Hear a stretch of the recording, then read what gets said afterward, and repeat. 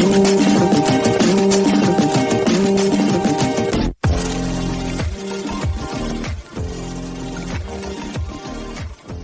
everyone. Welcome to this new episode of Carolyn Talks. I'm your host, Carolyn Hines, film critic and journalist. And this is the podcast / YouTube channel. And today I'm very happy to be joined by filmmaker Jude Chun to talk about his film Unidentified, which I saw at the 2022 Toronto Real Asian International Film Festival, kind of long.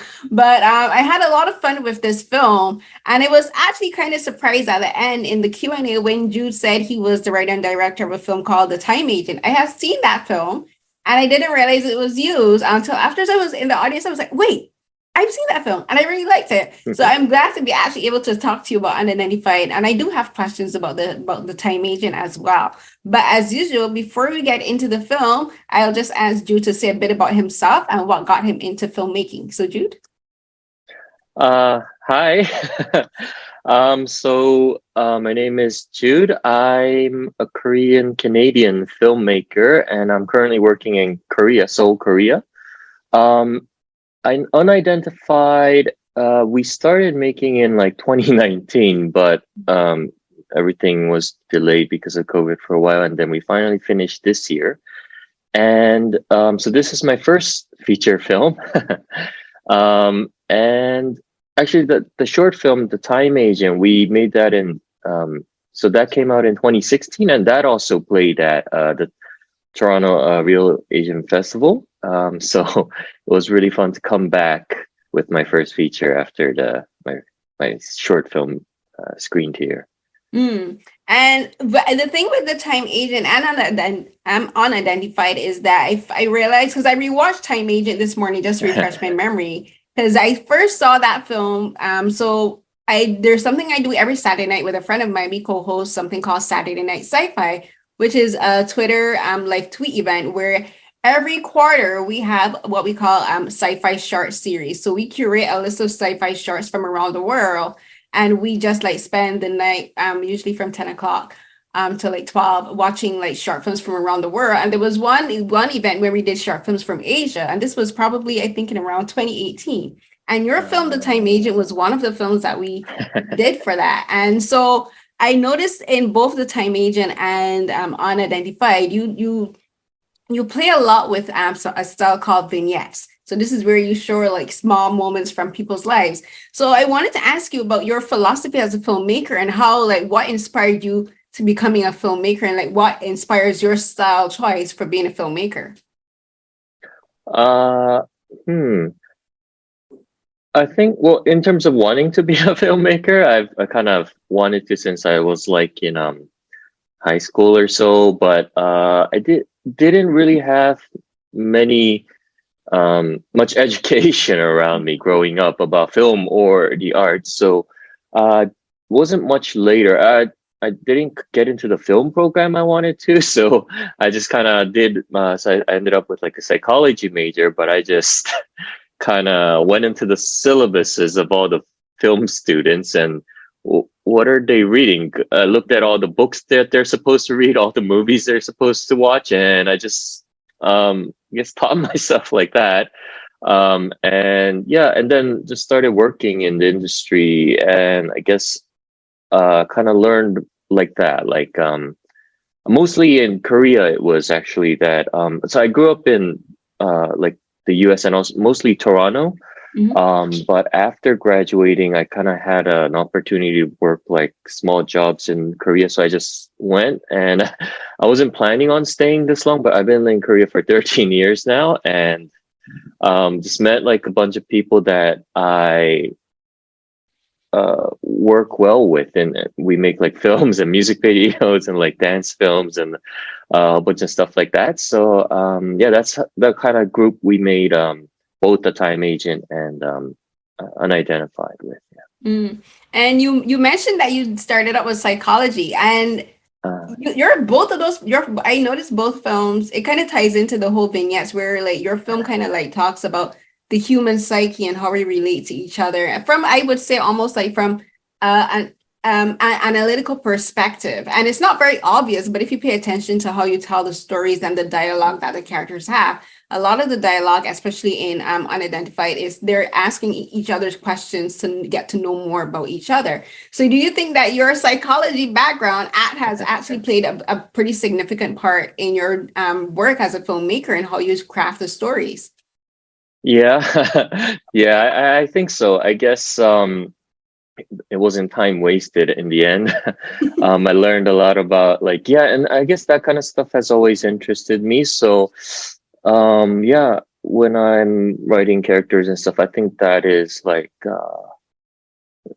psychoanalytic, like just kind of like an approach where kind of like people do things, but they're not always aware of why they're doing things, or they'll think they're doing things for one reason, but they're actually doing it because of more deep-seated psychological reasons and stuff. And that's kind of, I guess, my view of how humans work, and I guess like characters in my movies also work. So Yeah, so and this is where we'll start talking about Unidentified, because this film I think is going to surprise people who watch it, because just from reading the synopsis you can't really get a clear understanding of what this film is until you actually start watching it. So Unidentified is a film that begins in 1993, where these massive orbs from outer space, these interstellar orbs, start to appear over major cities in the world, and they just hang there.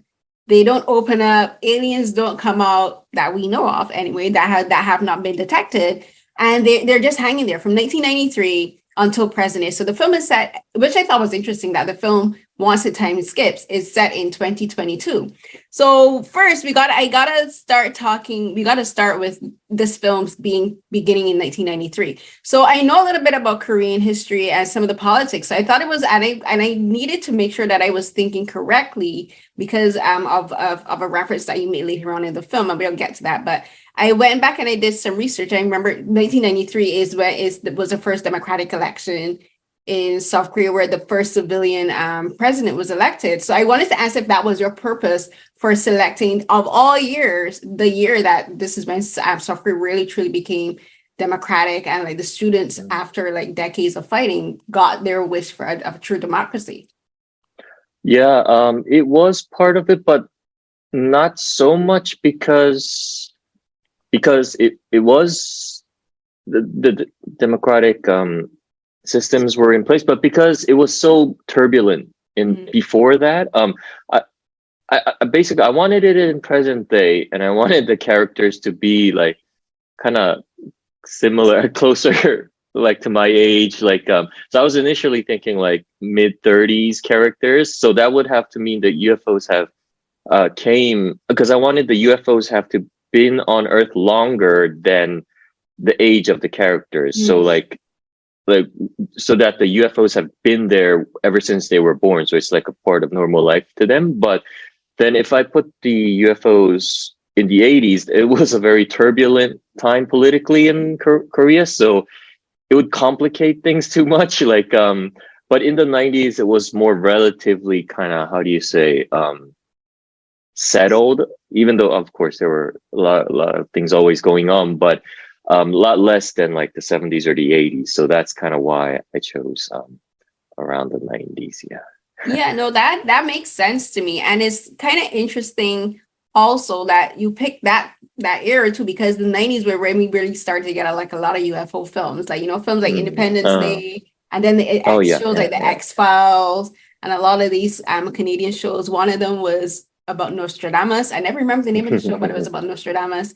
And we had like a lot of, and then you got like Star Trek, this Star Trek series, Next Generation, all of these. So like that was like also perfect way to have a film set in the 90s, where like sci-fi is really beginning to pick up. And the world is changing because we have the World Wide Web. Like you and me, we grew up.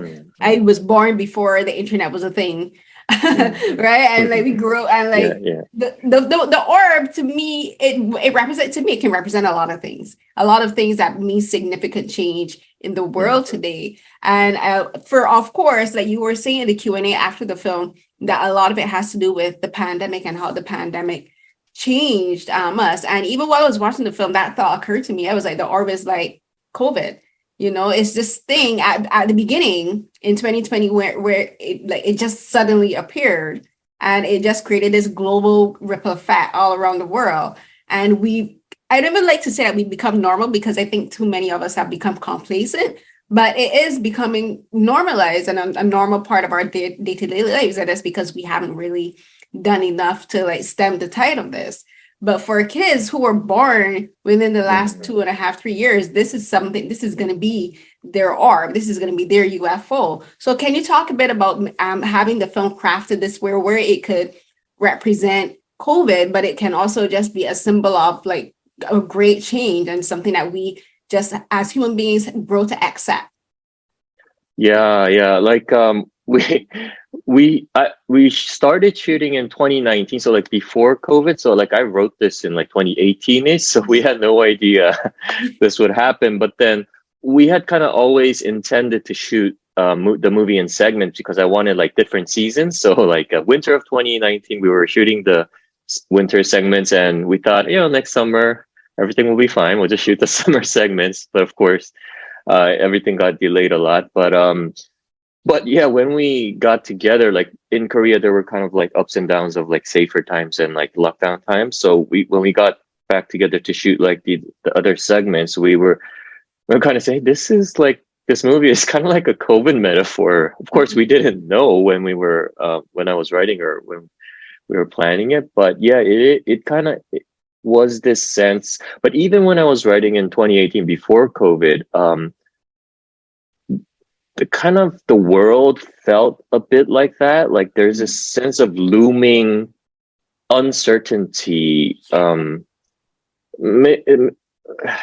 Not like just one political figure or something like that, but like politically, like just like ideologically, it felt like this long, uncertain, not like a sudden kind of thing, like World War II, or one, like the Korean War in Korea, like one big conflict where it is obviously very tragic, like very high stakes conflicts, but the kind of conflict is pretty clear. You're gonna fight, you might win, you might lose, and it's scary, but at least it's concrete. But I felt like for our generation, I guess even younger than my generation, it felt like the problems of the world were hard to even define. It felt like people can't trust each other because there's like so many different ideas going around that it's like not even speaking the same language, and it felt very ambiguous. And then COVID was another one of those conflicts for this generation. That's like a long-term thing. It's not like you fight it and then we're done with it kind of thing, but it's like no, I totally relate to that. And like hearing you talk about how in 2018 and 2019 felt kind of ambiguous. This is something that I've talked to me and my friends have talked about a lot, where we said 2018 felt like it lasted a year and a half. And 2019 was this kind of surreal year where it felt like it was lasting like 2.5, 3 years. The year felt extremely long. And it was kind of funny too in the film where you have the characters talking about dreams. Like I get like I get dreams like what my mom calls premonitions. And in 2019, I was getting a lot of these strange dreams where I was just getting this sense of like impending doom, like something is going to happen. And I had surgery that year. And I remember I was actually planning to go to South Korea because I really, really want to go to the Busan Film Festival. And I remember just before, and I had my surgery in August. And I remember I had been planning to go, and my surgeon was like, you can't travel because I have like a metal plate in my head. I had a tumor removed, and my doctor was like, you can't travel because the air pressure is going to cause problems. But I remember before that, even just before I had my surgery, I remember I had this dream of like, no one is going to be able to travel for a really long time. And I couldn't pinpoint why.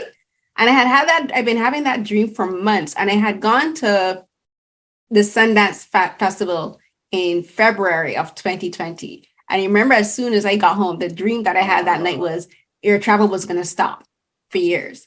And I didn't know. So when in your film, when you have the characters talking about the dreams of like this other world, and some of the dreams were pretty clear, and some of the dreams were on it, like undefined, like they couldn't figure out what the dreams were. I really related to that. And then especially you saying you yourself talking about how when you were writing the film, like it was kind of based on this ambiguous time. So I want you to talk about just the use of dreams in your film, because I thought that was really interesting. And honestly, that's something we don't really see in films these days. You don't really see people talk, unless it's a horror, you know, where people are having like dreams of like demonic possession, whatever. Like you don't really get people talking about dreams and the interpretation of dreams and the emotionality of dreams, because dreams can have an emotional impact on you as well as like psychologically. Yeah, I think some like screenwriting book or some coach said like, you know, you never put dreams in movies because you can't relate it to people. Like it's such, unless you, like, so you recreate like visually, like you do shoot a scene that's supposed to be the dream or something like that. But like the most boring thing is someone talking about their dream, because it's so personal. It's only something, even like in real life, like you tell your friend about this awesome dream you had, and as you're telling the story, you realize it's not as exciting as when you have it like in your head as when you're telling it, because it's such a personal, it's like a feeling you remember more than actual like plot events or something. When you lay out the plot events of your dream, it's like that's not a very good story, but then it feels so real to you, right? When you wake up. Right. So I guess I was thinking of like dreams or something like that, where like it can be like completely like 100, 200% real to you, but you can't really prove it to anybody else. Like, and I guess like I was thinking of the reason the film is called Unidentified. Also like, you know, the unidentified flying object, but also just, I guess it's a play on words of like identity. All the characters are struggling with their identity. And in the film, it's kind of abstract in terms of like, am I an alien, and all these different alien identities. But in life, I guess, identity is kind of a key word for a lot of people. And like that's like something you know about yourself, but you can't really prove to other people. It's like, but you believe, and no one can, no matter what anyone says, if you feel that's your identity, right? So, yeah, I wanted to, I guess, explore that, the personality, the personalness, the innerness, I guess. How do you say it? It's just like something only you can really like know, but you know it for social, you know, it's social for like so concretely and so like you're so sure about it, like your dream, like what you dreamt. Yeah, no, I understand, because like if if I would tell someone, say, okay, I have this dream about something bad coming, and they're like, explain it to me. You're like, I can't explain it, but I just feel it, and you just know. Yeah, so I get it, because like that is something like we can explain things to people, and like even for films, like a film is like the visual manifestation of, like, for instance, an idea and a dream you had. But until you actually, but even when you're piecing the film together, like you still have to try to explain things to people, and they might not necessarily get it. Like the vision, you're like, I have a vision of this film, which is a giant orb, and you have to explain it to like to the VFX artist who created the orb. You have to explain this thing that only exists within your mind to this other person, and they have to be able to. They'll draw it, but you have to keep correcting them till it's exactly what you want. Yeah, exactly. I think I had told everybody that it's gonna be a giant sphere with like no like features, or it's not the typical like a spaceship design. It's not like a organic design. It's gonna be like a nothingness, and that's the point. Like there are no feature. There's no clues as what it is. I mean, I told this to me, but then they kind of assumed there would be something. So like when I showed them, it's like really nothing. There's like, it is just the norm. Yeah. So they were kind of, even though like I explained it, like they were kind of, even like with the VFX art, when they were like, oh, so you know, it's not really nothing, right? Like what they wanted to put in like these like details and stuff, and it's like no. It really has to be nothing. But yeah. No, I understand that, because I hear you talk. It like it's a void, because if we're using it as a metaphor, is like in time space that we call black holes are just a void of nothingness. That's what a black hole is. And in the sky, these orbs are just like a giant hole of nothingness. And that's where like the sense of doom could be an absence of this, just like of anything positive coming. So like you have to say, okay, I don't feel anything positive coming. So it has to be something that's a sense of doom. Or even for the film, like some of the characters in their dreams, some of them have really dreams of like happy moments. Like one of the characters, he has a dream of music, and he's like, this is possibly the national anthem of the country in space where I'm from. Or like there's this lady where she's drawing the sunset on the beach, and that brings her peace. But then there's another character, we're going to talk about these two characters, Romeo and Juliet, where like she believes this dream of this person. She can't identify what this person is like. She says, I can't describe his hair, I can't describe his eyes, but I know what he is, I know what he looks like. And for her, it's just like, this person doesn't exist, but she knows that he does exist. So the orb is kind of like that, like where you're talking about describing things to people, like it's kind of that you're like, I have a sense that this person exists, but I can't tell you what they look like. Yeah. So for the Romeo and Juliet couple, I think, so that's her belief about who she is, I think. Like even more so than like this other person that she's looking for. Like she believes, I am this one half of this relationship, and I was promised in her dream that we're gonna meet again on Earth. Like and like in our world, like I guess someone has like might go to a psychologist, and they might say, you watch too many Disney movies. You have this fantasy about this prince on a white horse, and that's unhealthy. But then in this world, like it's this alien kind of. She believed that's who she is. Like she is an alien, and this is part of who she believes she is. So, later, I guess when things don't work out as she thought, then it's not just a sense of, oh, it's a breakup, like it's that it's a sense of like, am I not who I thought I am? Like it's to do with her identity. So I think that's kind of the weight of it.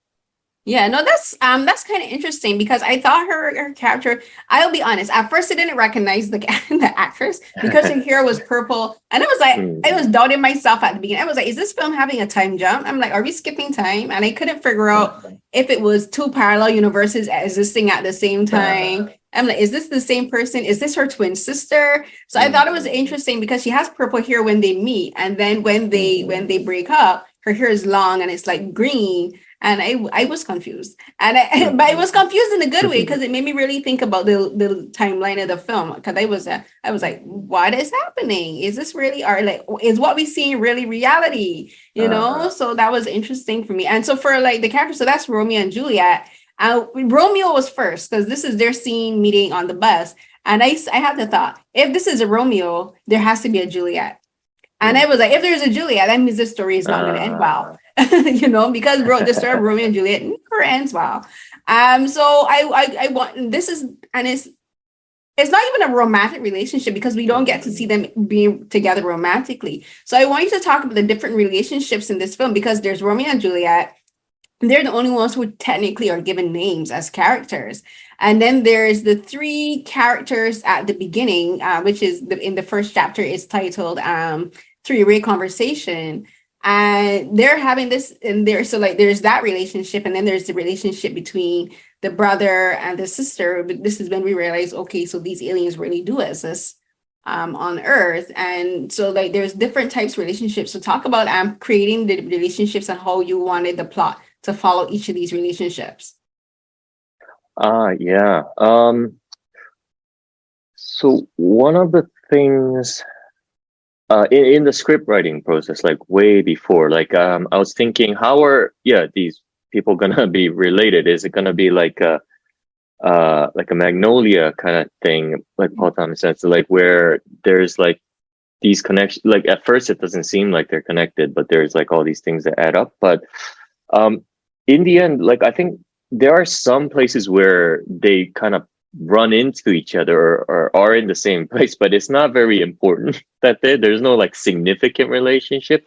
And I kind of felt like that goes better with the feel of the movie where everyone is disconnected, like that three-way conversation scene and like a few of the scenes. I think I'm kind of really going into how disconnected people are. It's hard to connect, and that's kind of the point of uh the film and the theme of like this UFO and people having to. There's the whole theme of the alien mind control syndrome where people, there's like rumors going around that like invasion of the body snatcher, some people look like humans but they're actually aliens, but there's no proof of that, so everyone's just kind of suspicious. But it's also kind of a crazy thing to say that I think you're an alien or like that.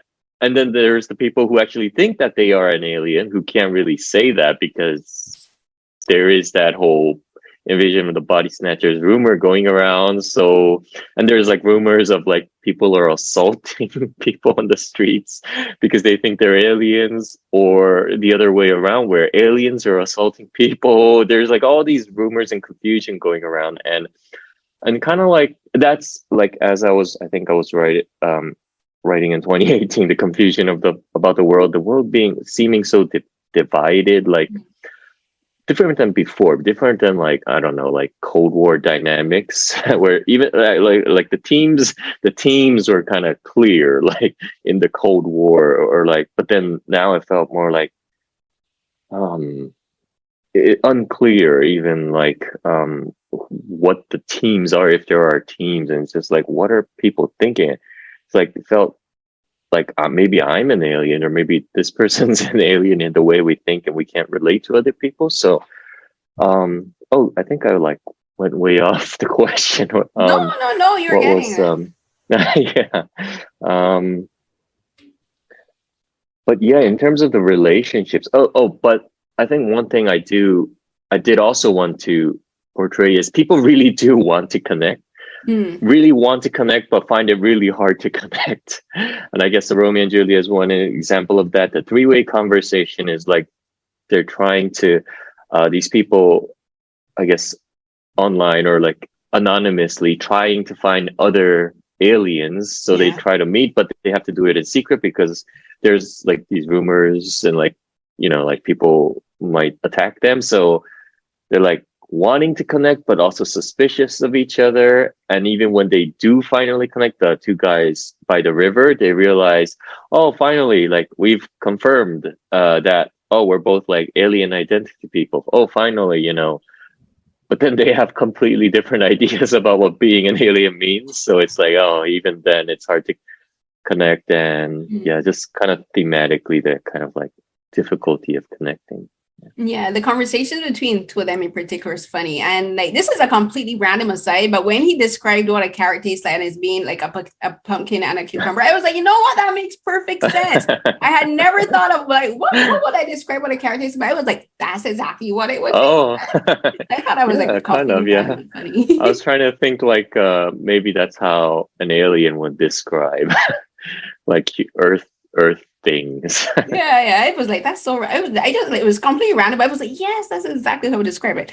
But the other thing with their conversations is like, as we were saying, it's kind of it's so, I don't know if it's providence or like serendipitous or coincidence that, like as you said, you started writing this film in 2018 and your ideas and the purposes for the way how these conversations are structured was completely different, and the context of them changes completely in the different the context of them changes completely, because of the times that we're in. Like, as we were saying, like you didn't start it with this film being a metaphor technically for living in what we call these COVID times, but now in 2022, that's exactly what it is. It kind of stands in as a metaphor for that. And the way how you were and the way how the conversations were, because these are people, as you were saying, they don't know.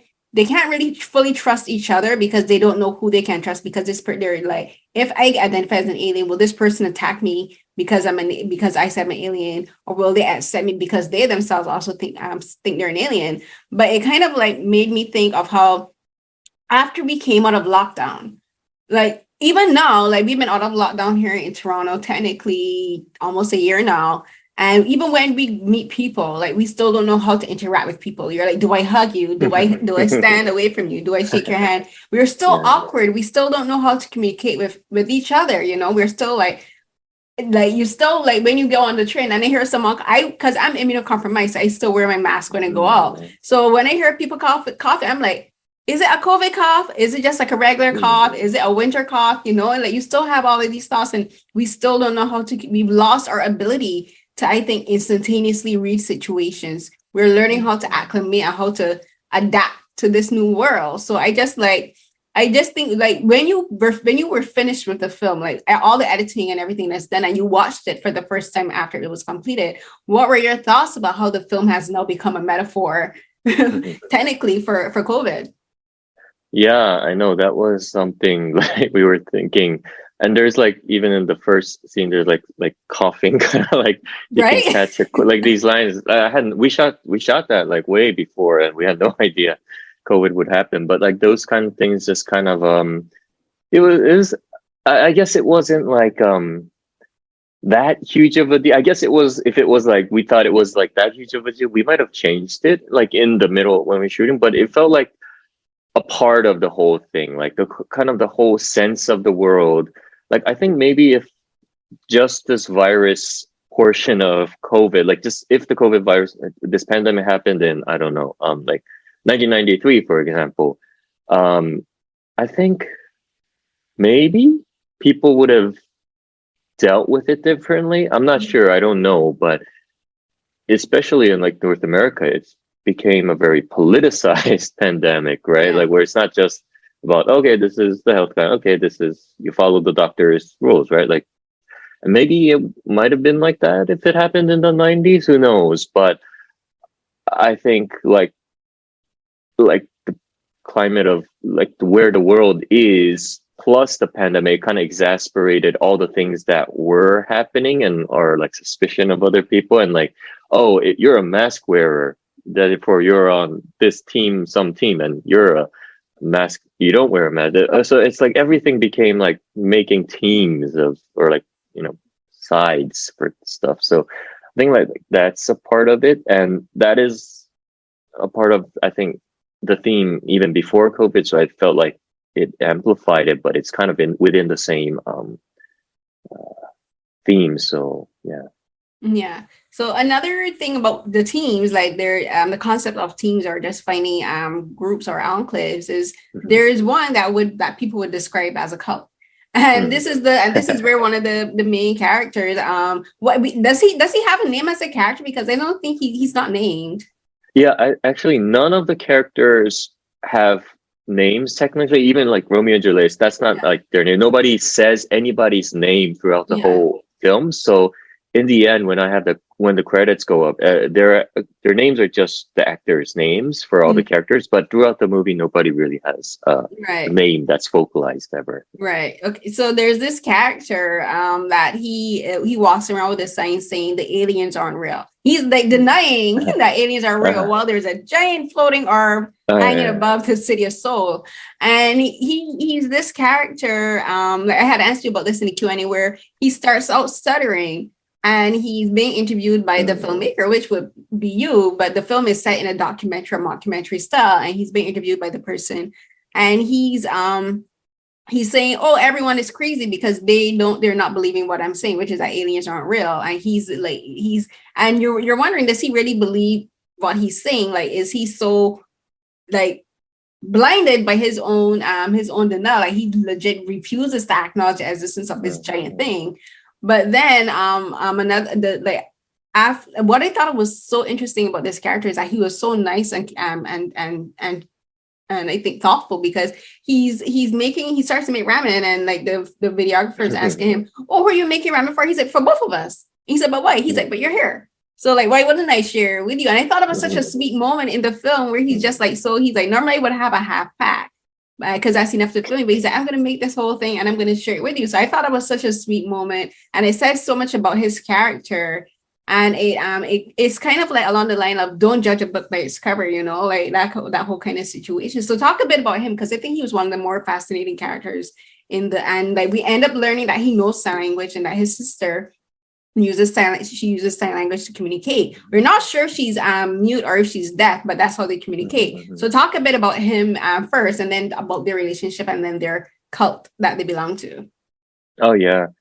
Yeah. So with his character, so his sign says UFOs don't exist, which is Hmm. similar to aliens, but also just the aliens. There might be aliens inside. That's still kind of a question, but UFOs, the those big objects definitely do, like, to the people in the world. It's obvious, but Yeah. him saying that is, I guess, kind of like in our world, I guess if somebody's going around talking about like UFOs like in the streets, we might consider, oh, that's a crazy person. But in this world, it's the opposite. Like someone who's saying they don't exist is the kind of perceived as the crazy person. So yeah, I talked with about this with the actor a lot, and he's like, "Do I really not see them? Am I like, do I are they like what's do I really believe what I'm saying?" And it's and I think on the level, like he's not like crazy as in like he doesn't see them like physically with his eyes, but I think more so his point is that in the end of the conversation, the interview that he's having after having ramen, he kind of asks them like, do do you know why they're here? Like, do you know where they're from, and do you know what they want? And nobody in the world does. And the interviewer says that. Then for him, it's like the same thing as he's just saying. It's like then that means they don't exist. It's like the same thing as them not existing. I guess he's. I don't know if there's like a word for this philosophy or anything something like Hmm. this, but it's kind of this sense of like the physical. Like we are very materialist as like Yeah. modern people. Like we like physical like existence is the meaning of existence, but like in olden times it was before like science and everything, it was more metaphysical. Like the existences of things weren't so much based on the materiality, but like on ideas or like emotions and stuff like that. So I guess he's just kind of like, and his philosophy is all jumbled up, and it's not meant to be like something. I think like you're like supposed to like understand. Oh, he's got a point, but it's more kind of like, oh, it's like different. Yeah, we think about the world in different ways. Like this material way is one way, and I mean that's how I think of the world. Like if I saw this UFO and helicopters go up and we can knock on it and like we do all these science experiments, it is there. Like that means it is there. But then to maybe in different eras or like different mindsets, existence is like a different thing. Maybe it's too, yeah. But that was kind of just the thing. And his in terms of like his language, he stutters a lot when we um me first meet him. And I think like for me, like him being so nice to the documentarian is like just showing how lonely he is. He's like Hmm. he's like very, he just wants to because like he's alone, nobody agrees with him, like nobody thinks, everybody thinks he's crazy. So like I think that's kind of the reason he goes back to his the cult that he grew up in, but that he left. Yeah, and that's where his sister is, who speaks in sign language, and so he knows that. And later on, when he speaks, he doesn't have the stutter. And I think it's just his sense of the stutter is kind of like a bit of exaggerated manifestation of like his sense of being lonely and like unmoored and like uh whereas when he goes back to his gold, even maybe it's not what they don't go with what he believes, but still they're together, and there's like these people who accept him, and that's like kind of gives him peace, even if it's not intellectually what he believes or philosophically agrees. He has to Yeah. choose between, is he going to be the lone like dissenter, or is he just going to go with the crowd and just kind of find a family. Hmm.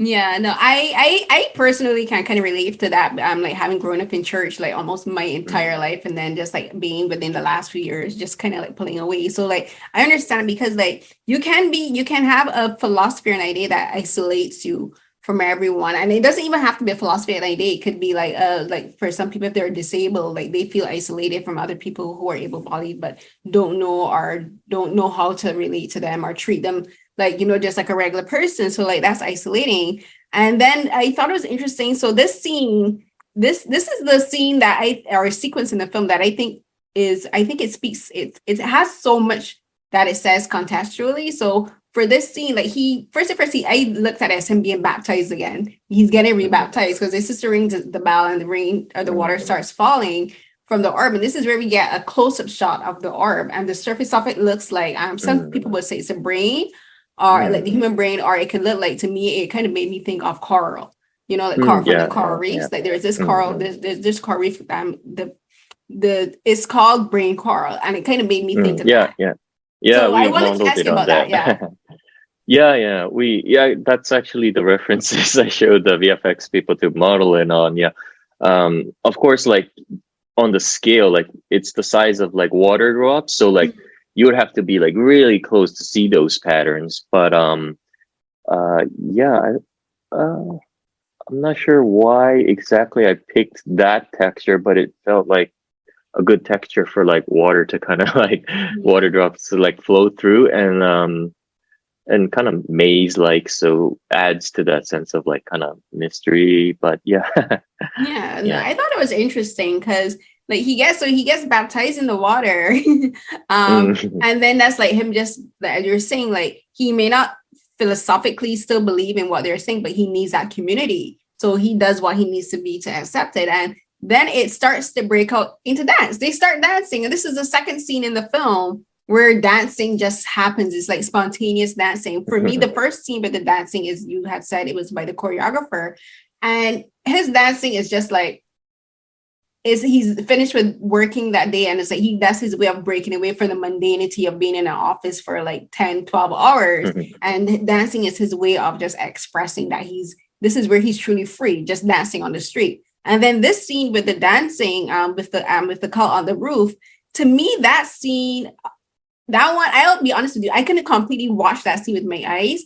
I had to close my eyes because of the sound, because hearing the sound and then seeing the frenetic dancing, it felt like a lot like sensory overload, you know, and because it's building and it's building and it's building and it's building. And my brain just started to feel overrun. I was like, okay, I have to make a choice. Either I block my ears up and watch, or I close my eyes up and I listen. So I had to close my eyes, was easier. So I wanted to ask you about just building this tension and this release. And it felt like it felt like a release for the characters, but also release for the audience, because like once it's up, you're just like, and it's just like this whole release, and it's like this release of everything that happened. And again, using the COVID metaphor, this was another scene that made me think of like, after we came out of lockdown, people were just like, oh my God, we can finally go back outside. And it was like people, like had been indoors for like 2 years, and like everyone just wanted to be back to normal. And it was just like this massive cultural release of energy and like frustration and anger. And that scene conveys all of these things. So talk about that scene and working with the choreographer and the team and just the musicians too, because the composition, like it is a lot. It's a lot, because there's vocalization for the singing, and then the art. It's just like so much audibly and visually. So talk about that. Like the music and the dance, I think you will kind of feel like it's very tribal. Like there's like a tribal energy to it. Like it's very and I was kind of going for that feel of like, I think in the past, before like modern society, there were a lot of rituals back from like, you know, like real like tribal societies, like dances and stuff like that, to like medieval religions and stuff. They have like these rituals where there's like a set sequence you follow with other people, and you all know the sequence, and you go through it, and it's kind of like, I don't know, I guess anthropologists would describe it as like a communal kind of release, a catharsis, like this feeling of like kind of like letting the stress of, I don't know, everything kind of come out, releasing, like, because otherwise, like as individuals, like you know, like people who have like lived in isolation, like that sense of like if you haven't talked to anyone for like weeks, there's a sense of like you have to like just let it out, like in the mountains, just like just screaming. And maybe after COVID, like people just want just like haven't had a conversation with anyone, so, just like this build up and just letting out. And I think I think that's kind of like a function of like rituals and like tribal kind of uh, rituals, like things that you do together as a community. And I kind of wanted to give this UFO religion that function in this society. Like these people, you know, they have all these, all the dancers kind of like, they had like sequences, like there are kind of like dance solos and duets. And then there's like the big group dance at the end. But for each of them, I wanted, I guess it's like modern interpretive dance. So it's like, I don't know if how clearly it's conveyed to like a non I guess dancers, but then it's so they kind of each had a story of like, oh, one has like, oh, I have work, like, you know, I want to, you know, get promoted and make more money and stuff, but then there's this other guy who's like sucking up to the boss and like, and then so he made his dance a lot about like this verticality and striving and stuff like that. And they all had like different stories that their characters are bringing from their out non-religious life into this religion. So they're kind of bringing it, have all this stress from their lives, they're bringing it to this rooftop and they're like expressing it and it's just like throwing it on, and all the other dancers are supporting them and feeling it together with them and just building up all this tension, and then they're just able to like boom, just throw it, and like in this like combative, like kind of like very like the actions are very almost like warlike, and like they're fighting and this, yeah, just kind of release it in this big kind of like explosion, so that they can go back to their lives and maybe have a less of a burden. And yeah, No, that's an interesting way to think of it. Yeah, because it's like this is where they can release and that everything goes to that. They the tension that then builds back up when they're working again, because one like the dancers, like because the thing is like a lot of the characters that we see throughout the film end up on this rooftop. So they're the same ones that are questioning like, am I an alien or not? But this is where they find their community. And like even the same like the choreographer who's the actor in I think that was the third vignette, he's the choreographer, and like this is where he as a dancer can be with other dancers, and then he goes back to work the next day to be stuck back in the office again, and then this is when they come back together again. This is his moment of release again, so it's like a cycle. He's actually not in the scene. I think you saw him in the yeah, you probably saw him in the behind the scenes part where he's directing the dancers, but then this is like this kind of behind the scenes thing. His character is not actually not in the there. scene, but yeah. But it's like the but two. The choreographer, like, yeah. It's like the two alien guys are thinking. Yeah.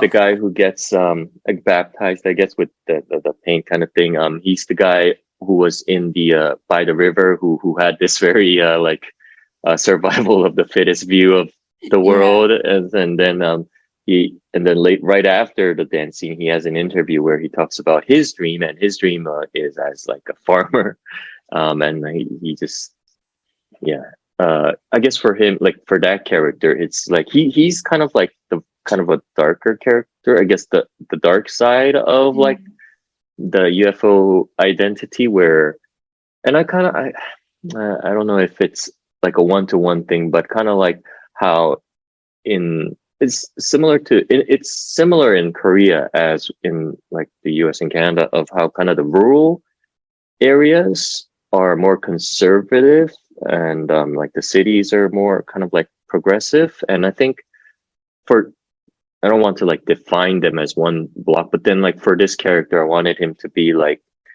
yeah, he has, dude, those are the memories he has of this more communal world where you're like more in, I guess, in touch with nature, and like it's more of the village kind of like people know each other, and then you have like these Thanksgiving kind of things where you harvest and you come together, and whereas like the city, it's like the city mouse and the country mouse kind of feeling, where like, oh, those like city people are so individualistic and like have their fancy educations and like look at the world in this different way, and our country way of life, it seems like the cities are getting bigger and our ways of life aren't respected. Like we're seen as stupid, and like it's getting smaller and smaller, and that's kind of where his grievance comes from. Maybe this character is actually from the countryside in Korea, and that's kind of why he has this dream about being in the countryside as like his real identity while he's living in the city. These are kind of like possibilities I talked about with the actor, but kind of want to like define it exactly, because kind of the uncertainty is part of the thing. But then, yeah, that emotion of being like, I'm losing, we're losing our traditional identities, kind of thing. Mm. No, I get that. Like you don't want to define them because it kind of leaves up to the audience. That's the fun of it. These kind Yeah, of yeah. films as we have is like we as an audience, like each person can take something different from the film and interpret something different with all of the characters that it could mean something different. And so like we'll begin to wrap up now. But one of the things I do really want you to talk about is the how you introduce the reunification of South and North Korea in the film. And you do it very subtly. You do it like it's just this thing that it has happened. And it's like a 20-year reunification too, because it's a 20-year celebration. So I want you to talk about introducing that into the film and like how anyone or if there were any like particular reactions to people who saw the film, especially in Korea, when you have that into the film, because that is something that a lot of Koreans, especially I think Koreans from older generations, they still want, like reunification. And this is something, and like, especially for, I think, North American audiences, I mean, imagine the reaction is going to be different to people, because a lot of people outside of who don't know much about Korean history or culture, they don't really understand, they know North and South Korea with regards to how the North American media discusses them, but they don't understand, like, for many Koreans, they want a reunification together because the country has been split into for so long. They're just like, I want to be able to travel to their North American country. And they want to find and see if I have any of my family members that were there during the separation, if anyone is still alive. So talk about introducing it into film and any reactions that you saw. Yeah. So that's like one of the things where, so in the film, like we know that the UFOs came in 93 and that it's 29 years later now when the movie's taking place. But uh so almost like near the end of the film, we just have this kind of like this morning at a park after a party where there's like garbage everywhere, and there's this banner that says like, oh, it's a party for like 20-year anniversary of North and South Korea reunification. It's like, oh, that's would be like, I don't know, like around 2020 or around that when this happened. Yeah. Oh, sorry, 2020, year 2000 when Was it it happened. 2000? Because I Then think it's I put it in my phone because I was like, yes, right. 2002, because we're in Yeah, 2022, yeah, so yeah, 2002. yeah. So that's kind of like so like when so in the world of the film, probably obviously like when it happened, it was probably like the hugest deal. It's like the fall of the Berlin Wall. It's like the end of an era. Like I'm sure there was like, it was like all everyone talked about for like years and years, but Mhm. that's years and years. It's 20, when it's 20 years, it's kind of like, no matter like when, how huge of an event it is, you don't talk about it in your everyday life, like Mhm. in normal conversation, right? You remember like once a year and then you celebrate it and kind of think about it then. Like even like the fall of the Berlin Wall was huge, but like Germans don't talk about it today. Like every day, it's like there's a memorial, and once in a while you'll talk about it, but it's not like something anyone's obsessed about anymore. Yeah. So in that way, I wanted to kind of show how like also in the theme of like the mundaneness, like everything, even UFO, the existence of UFOs has become a mundane thing after 29 years. Even this huge political event also has become this mundane thing. And that's part of the thing I wanted to express. And that sequence is like a musical sequence, and they're singing a song, and that was sung by my friend's band, Sagumachi, and it's called Mud Flat, and the lyrics are, he didn't write it for the film. It's a song he already had in his album that I said, can I use it? And he said, okay. And originally the song, the lyrics are more, it's poetic description of like child abuse. Mhm. Like the singer, the lyrics are written from the point of view of an adult who was abused as a child, thinking back on his childhood and the abuse, and the parent who adult who gave that abused him, and just kind of talking about the scars that are left and how it's hard to move on from the scars and all that. And in the context of the film, like with the North South Korea of unification, and everybody's in cleaning uniforms that kind of are this army green kind of color, and like they're cleaning up the garbage from the party, like the bottles and everything. And I guess I'm kind of trying to make it a metaphor for I guess moving on from the past, like this kind of a sins of our fathers kind of thing, where the people who, like the young people, we weren't born when these things happened, but there are decisions that the older generations have made are influencing. Like global warming is one thing, but like the political situation, North and South Korea.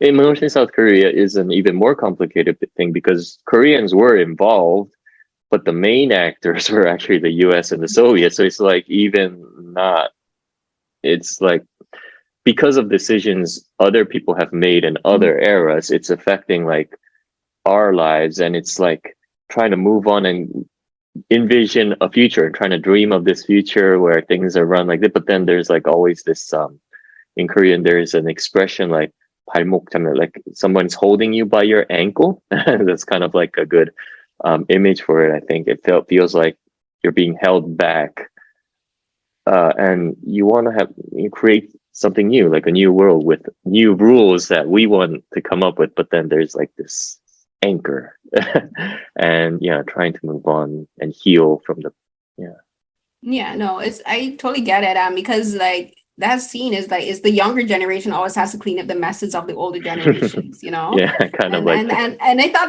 that's like the song is talking about them because it talks about scars and healing and looking at scars, and that, you know, scars don't ever really go away. Scars are permanent.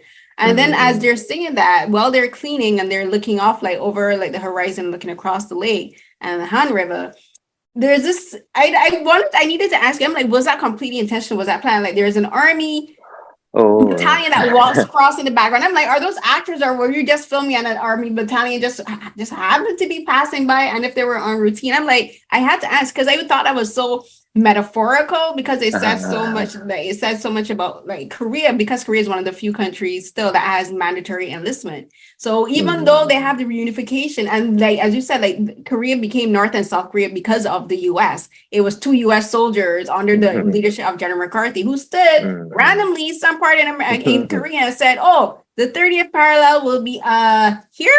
Randomly picked a spot and divided an entire country randomly. And like because of that, that's why you also have like the mandatory enlistment, because of like the whole US military presence in it's a whole thing. People research on it. But yes. But I wanted to ask you about that scene with the soldiers walking past, because it says so much about where Korea is physically now in real time, but then also even at that point in the film. In terms of the filming, that was kind of random, and I don't know if we were even allowed to shoot them in the background, but they were just marching in the background, and we were shooting there. So I think they're out of focus, but they're probably like looking, what are they doing? And we're just kind of yeah, they're walking by like, what's going on there? It was kind of random. They just oh, let's shoot this, do it now, and they'll be in the background. And yeah, but I thought I thought the film was very heavily accidentally, but very, I think, beautifully because it does achieve the message of what you're talking about with the scars of the of the forefathers. So we're gonna get wrap up now, but I want you to talk. I think the film ends very beautifully. Like this is also one of my. I love this entire film because I love weird films, but I just love that it's funny, but it also makes you really, really think about different things. And one of the things about this film that it ends so very, I think, so beautifully and very unexpectedly is like one of the characters, he's just taking a trip across Asia. And like we're getting to see him visit places like the Taj Mahal, and he's going to all these places, and he meets like different people from these places. And one of them was a Black woman. And I'm like, listen, when it comes to Korean cinema, we don't get to see many Black people. Okay. So when I saw a Black woman, I was like, oh my God, he spoke to a Black woman. So just talk to me about filming that and ending the film there, because I think it was a really beautiful way to end the film. And it kind of just made me, it was just one of those things where you get to say the world is so much bigger than we sometimes think, or we forget how big and beautiful the world is and how many different people we can see around the world.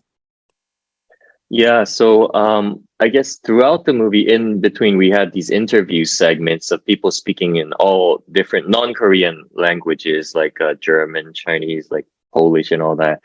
And they're like talking head interviews, documentary style, and kind of like at the end, kind of like it's revealed that the guy on the motorcycle, it was his voice also. If I don't know if you noticed, when a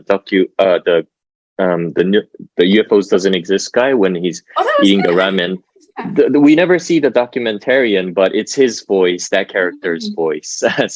So kind of the whole thing, it's revealed at the end is he's the documentarian, and he rides a motorcycle, and he's been interviewing these people in Korea, and now he's like, because Northern Korea, South Korea is reunified. Right now, Korea is kind of like an island. If you want to travel, you have to take a plane everywhere, but it's a peninsula. So now that it's reunified, like he can just drive from South Korea through North Korea to like China and like kind of basically all through Asia, and he ends up like in like Berlin. And so yeah, so he kind of goes to like like Cambodia and all these places and meets all these people that he interviewed, and he's kind of a documentary filmmaker who's making a documentary about people who have alien identities. So yeah, that's kind of the plot of it, but thematically, I think what he is talking about is his identity is he remembers in his dreams being a space pilot. So all the other characters who have these alien dreams, they remember being on the planet that they Mm. were on, but then he remembers being on the spaceship, and he was like driving the spaceship. And from his perspective, he believes that he did that for like tens of thousands of years, going from like star to star. And he talks about like as a space pilot, like he knows how far apart stars are. Like people who are living on planets are like, oh, the stars, but then space travel in like this actual scale of space, like for he's saying that even with their technology, it takes like years, like tens, decades, or like hundreds of years from one star to another star. And then even when you get to the other star, most of the planets are like uninhabitable. There's no life. And so so they've been traveling for like that in his dream. They've been traveling for like thousands and hundreds of thousands of years, and they finally found this place where there's like clean air and like resources, and they can finally live. So they kind of that's what he believes. So he's just kind of saying how, I guess, just kind of putting it in perspective of how small Earth is in the whole space perspective of things. And I guess for like all these characters have like these worldviews, and his character's worldview is kind of like my proxy. He's the documentary filmmaker, so he's kind of like me, just as the director, putting my views. And I guess it's that, like Carl Sagan's pale blue dot Mm. kind of quote. Like there's like this picture from like Voyager where it's looking back on Earth from like near Pluto, I think, and it's like Earth is like just this tiny dot in this ocean, like sea of stars, and it's like such a small dot. And it's like Carl Sagan's quote is how like all of human history, all of like the wars, the triumphs, like the everything that happened, all the races, all the nations, everything, civilization happened on that tiny dot. And like that's like this perspective of how small Earth is in the big scheme of things. And it's really just one, it should feel like just this one home, one planet, but then it's so divided into Yeah. I'm this nation, I'm this race, I'm this religion, and people think we're all so different, but to an alien, it's like it's such a tiny place where, Yeah. along with the animals, kind of in that montage I kind of have in the middle, where it's like all these life forms on this tiny rock in space is sharing this home, and that's kind of the perspective I wanted to end with.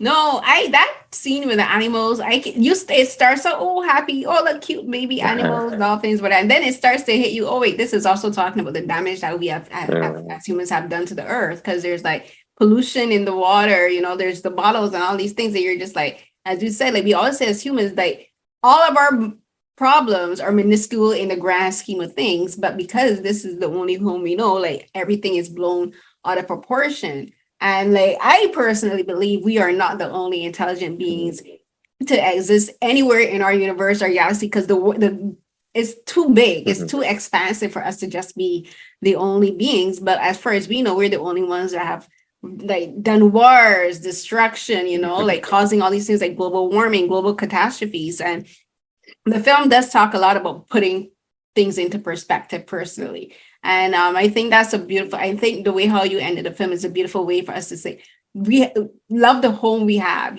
see it for what it is, like travel around the world. Like if people traveled more, they probably have a better appreciation for the planet that we live on. Yeah. Kind of. I agree. So we'll end here. Thank you so much for speaking with me, Jude. I really appreciate you taking the time. And I know like doing festivals, the festival circuit, it's not easy. It takes a lot of energy out of you. So tell everyone what you're doing next and where they can find you and what you're up to. Oh yeah. So we're still in the middle of the festival circuit. In 2 days, Wednesday, I go to North Carolina for Cucaloris. That's a film festival there. And then a week after that, I go to a Singapore International Film Festival. So those are the 2 in November that I'm going to. And then we have some like more next year. So, yeah. Great. So congratulations on the film. I hope more people get to see this film. I saw The Time Agent on Dusk. So Dusk is a platform that houses like short sci-fi films. So that's how I was able to see it. So I hope like your film is able to be distributed on a platform where everyone can see. Because I think this film is one of those films where a lot of people will go in with one idea and then come up with another idea at the end. Yeah. Great. Thank you so much, Jude. Thank you. I loved having this conversation with you. Thanks. So everyone, that was another episode of Carolyn Talks, and today I was joined by filmmaker and writer Jude Chun to talk about his film Unidentified, which screened at the 2022 Toronto Real Asian International Film Festival. I really appreciate you taking the time to speak with me about this film. I have questions, but we were talking for a bit over an hour, and I didn't want to tire him up with all my questions. But I really appreciate what he was able to share with me about the film, and it made me think about things. I had ideas for some parts of the film, and the way how he described things made me really think of how obviously he really made me see them in a new light and think of them in a different way. Which is again one of the reasons I love doing interviews with filmmakers and writers and people in the industry, because we can have our own ideas and our own perceptions, but getting the knowledge from the creators themselves is an important way of understanding film and understanding their stories that they're telling. So I really appreciate you taking the time to speak with me and the Real Asian team. This has been I didn't cover it in 2020 or 2021 because I was sick those years. But I've been covering Real Asian since 2018, and I really enjoy working with that team. They're led by Executive Director Deanna Wong, and she's amazing. And the team at Real Asian have been doing a fantastic job highlighting films and short stories and programs by Asian people across the Asian diaspora. So not just Asians in Canada and North America, but also Asians like Jude, who's Canadian. Korean Canadian, who lives in South Korea now, and like there's films by people from Vietnam, from Malaysia, from Honolulu. There is a film by Hawaii, by Pacifica filmmakers. There's films from filmmakers from India, from Pakistan, and all over Southeast and East Asia. And you can go on the website and check out their films and what they have available on their virtual platforms, and how you can find projects by the filmmakers that aren't on the platform, and just give them some support. They're a local Toronto festival, and they've been doing great work. You can find other interviews that I do for film festivals such as TIFF, South by Southwest, Sundance on my podcast here. So Here's What Happened podcast on podcast streaming platforms. And you can find the video version of this interview with Jude and other interviews that I've done on my YouTube channel, where you can go to youtube.com/the my name, Carolyn, CarolYN _Hines, that's HINDS. And you can find all of my video interviews for Carolyn Talks, or the Africa virtual roundtables. That's African American Film Critics Association virtual roundtables with Black film creatives. and also some of my episodes for Beyond the Romance, which is my Asian drama podcast. That's technically on a hiatus for a while because I was sick for a while, so I took a break from that because I needed to prioritize some stuff. And you can find links to other interviews that I've done for other people there as well. You can go to my R3 page, that's authory.com/Carolyn Hines. And there you can find links to all of my published work that's in printed, audio, and video format. I recently added links to my YouTube channel and the podcast there as well. So it's one big site where you can find all of my work. And recently, like I did an interview with Ejan J, the soft green screen icon for his film Hunt, which showed at TIFF. And I did a written interview for that as well for joysauce.com. I've done some pieces for them most recently as well. A list of Asian horror films that you can check out. And until the next episode of Carolyn Talks, everyone, stay safe. Bye. Oh, wait. You can find me on Twitter and Instagram, Carrie CNH. That's at CRRIECNH12. Yeah. Instagram for sure. Twitter, we don't know how long Twitter will last, but until I'm riding that wave until it crashes to the shore. So you can find me there as well. And until the next episode, everyone, stay safe.